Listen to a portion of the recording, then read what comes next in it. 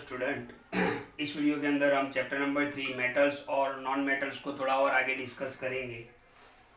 Last video के अंदर हमने फ्रोथ फ्लोटेशन मेथड को हमने यूज़ किया है। तो फ्रोथ फ्लोटेशन मेथड किसके लिए यूज़ होता है? जनरली सल्फाइड जो और सल्फाइड के फॉर्म में होते हैं उनके लिए यूज़ होता है। तो आपने नहीं देखा है वीडियो तो एक बार ज़रूर देख लें।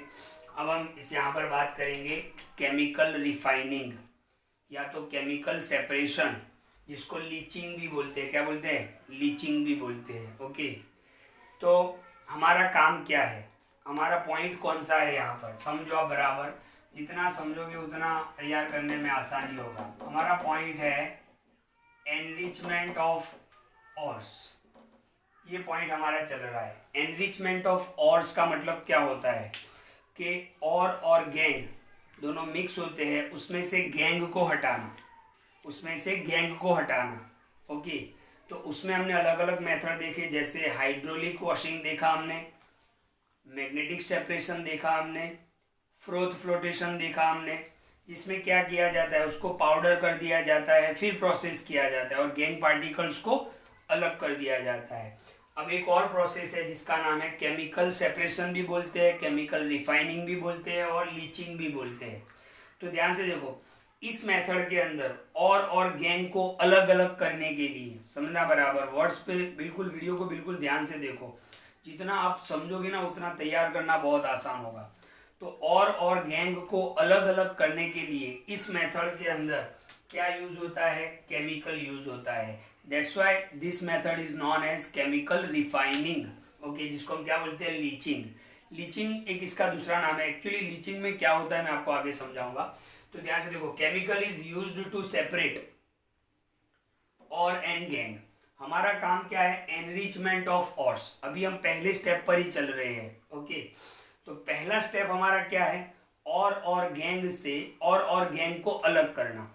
तो इस मेथड के अंदर हम क्या यूज करेंगे? केमिकल यूज करेंगे। तो chemical is used to separate ore and gangue. Okay, अब आप ध्यान से देखो, ये प्रोसेस के अंदर ऐसा केमिकल लिया जाता है, ये प्रोसेस के अंदर ऐसा केमिकल लिया जाता है जिसमें ऑर्स आर सॉल्यूबल।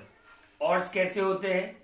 जो भी आप पाउडर डालोगे, ओके, जो भी आप पाउडर डालोगे तो उसमें और गैंग दोनों होते हैं, और नीचे जो केमिकल लिया जाता है, ओके, ध्यान से देखो, यहाँ पर जो केमिकल लिया जाता है फिर आप उसमें क्या डालोगे? और प्लस गैंग, उसका पाउडर डालोगे।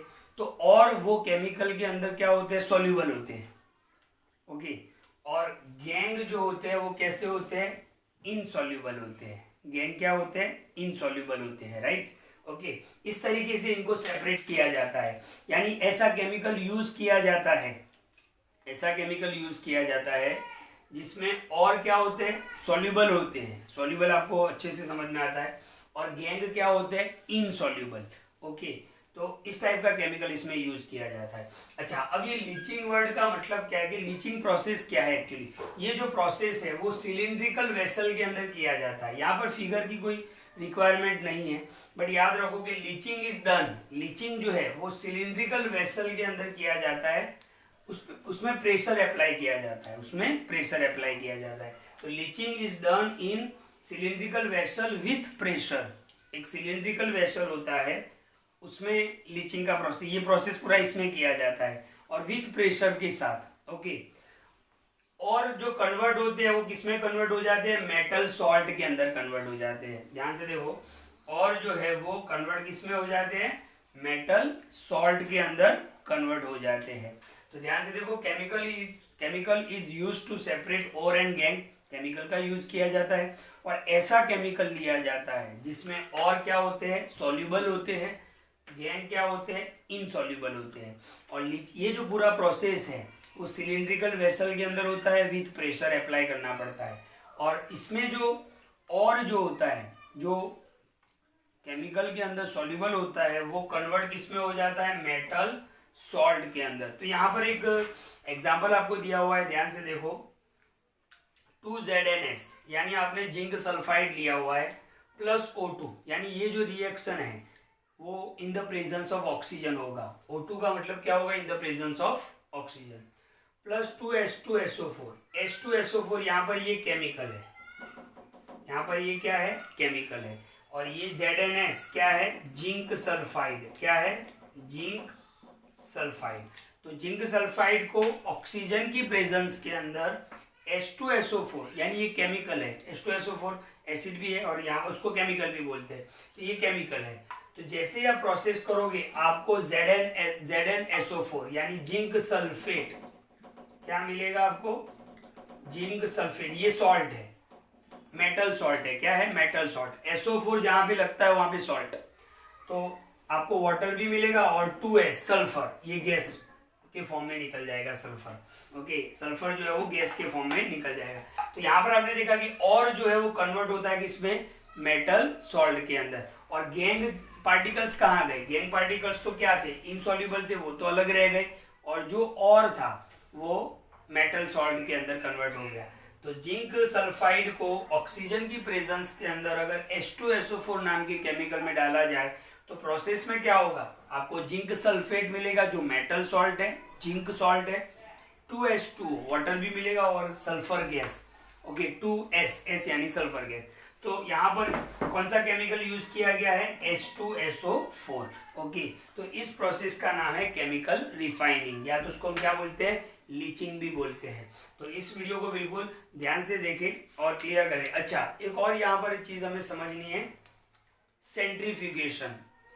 आपकी टेक्स्ट बुक में नहीं दिया हुआ लेकिन कभी कभी पूछ लेते हैं। तो एक और मेथड यह है यहाँ पर जिसका नाम है सेंट्रीफ्यूगेशन मेथड। तो सेंट्रीफ्यूगेशन मेथड क्या है मैं आपको बता दूं, ध्यान से देखो। सेंट्रीफ्यूगेशन मेथड के अंदर भी क्या करते हैं, अच्छा सेंट्रीफ्यूगेशन मेथड कब यूज किया जाता है, जब और गैंग, ध्यान से देखो, और and gang there is a large difference between the densities of or and gang।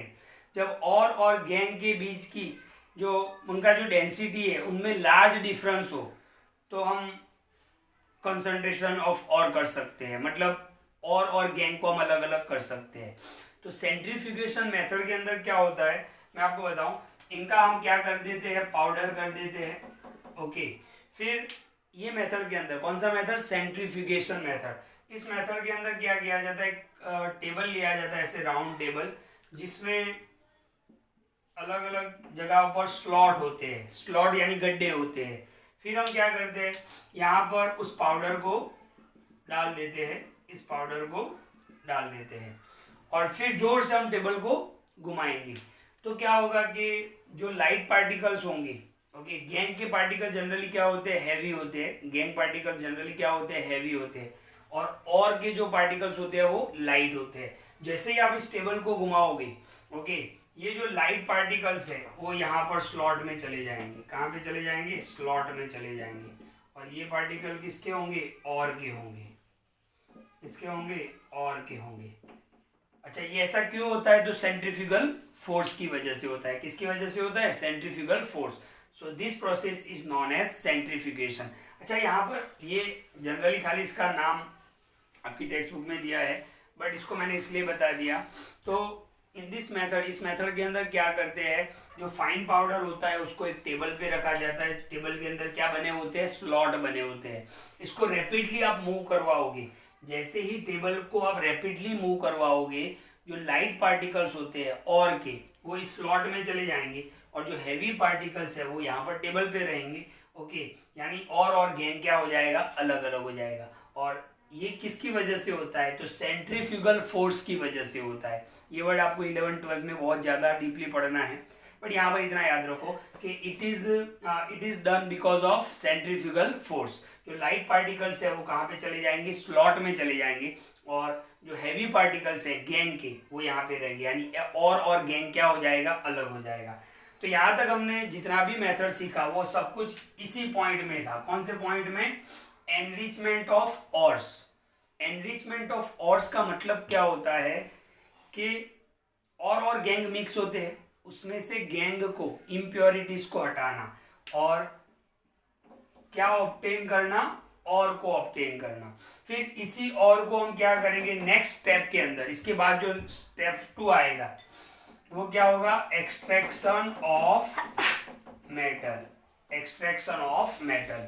तो पहला पॉइंट हमारा क्या है, एनरिचमेंट ऑफ ऑर्स। और एनरिचमेंट ऑफ ऑर्स के अंदर हमने क्या देखा कि और प्लस गैंग का पाउडर कर दिया जाता है, फिर अलग अलग टेक्निक, अलग अलग मेथड से और गैंग को अलग अलग करते हैं। तो कौन कौन सी मेथड हमने सीखी, hydraulic washing, magnetic separation, froth flotation, then leaching यानी केमिकल रिफाइनिंग, और ये एक अलग से मेथड मैंने आपको बताया कौन सा, सेंट्रीफ्यूगेशन मेथड। ओके, तो एनरिचमेंट ऑफ ऑर्स यहाँ पर हमारा पूरा हो रहा है। अब हम सेकेंड मेथड, सेकेंड स्टेप क्या है हमारा, एक्सट्रैक्शन ऑफ मेटल।